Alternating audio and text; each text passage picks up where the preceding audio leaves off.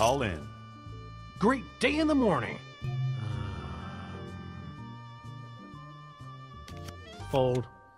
All in. Is that a good idea? Again. Because honestly, I don't really know what I'm doing. I don't know. Hello, Nick here, bringing you my review of Poker Night 2, developed by Telltale Games once again. Released on Steam April 26th, 2013. Once again, this is a poker simulator, but this time it's not just No Limit Texas Hold'em, but you can also play Omaha as well, but more on that later. The setting is still in the inventory, though from a different angle. Instead, you are sitting at a table near the bar instead of on the stage like the first game. There are new characters to play against: Claptrap from the Borderlands series, Brock Sampson from the Venture Brothers, Ashley Williams from Army of Darkness, and Sam the Dog from Sam & Max. Reginald still appears and performs introductions for characters as well as letting the player know of some aspects of the game. But the role of the announcer and dealer is now taken by GLaDOS of the Portal series. Some other characters also show up from many of the featured games, such as Max, who's regulated to the sidelines, since Sam is now taking Max's spot at the table. Mad Moxie from Borderlands is also the bartender in the background, and is part of a new system where you can purchase drinks, using a new currency that is based on how well you do in tournaments: tokens. Tokens can be used to unlock new styles for chips, decks, and felts. And when you use all 3 unlockables for one series, the inventory will change to that series. For example, unlock all of the Borderlands versions of chips, decks, and felts, then the inventory will become more Borderlands-like visually. Tokens can be used in-game to purchase drinks for characters, which will cause characters to start showing tells. That was really one of the things I said was missing from the first game.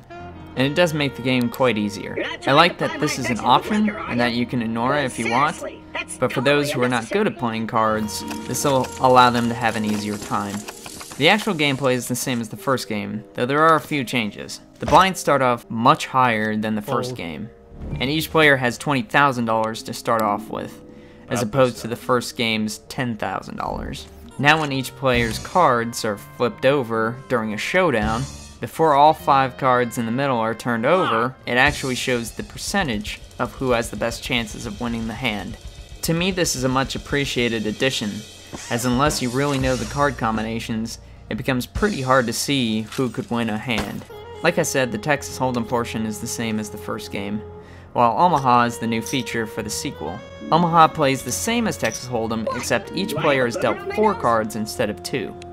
Now players can only use the best combination of 2 of their 4 cards, but it's the extra craziness brought on by having more chances for better card combinations that makes Omaha so appealing, at least to me. It's even easier to get straights and flushes through having more cards this way. The characters still do have problems with having dialogue repeated, but the character interactions in general are even better than the first game. As for the actual game settings, there are less options than the first game as far as the graphic settings, with options for rendering quality, anti-aliasing, full screen, and screen resolution only. The audio settings include sliders for music, sounds, and voices, and options for subtitles, which you can turn on and off. Unlockables from the different characters are still available, and are easier to get than before, as you just need to win a tournament when a character's bounty item is in play. Bounties can now be triggered by the player by completing 3 randomized bounty challenges, which can include knocking other players out of the tournament, or winning a hand, by going all in, or even by buying a drink for a character.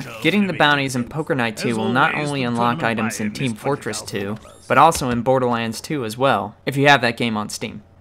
Once again, I didn't expect the character choices for the sequel, but I have to say it's pretty good, and character dialogue is even funnier than the first game. Does the sequel outshine the first game? Yes, but I still think the first game is worth playing for its character cast.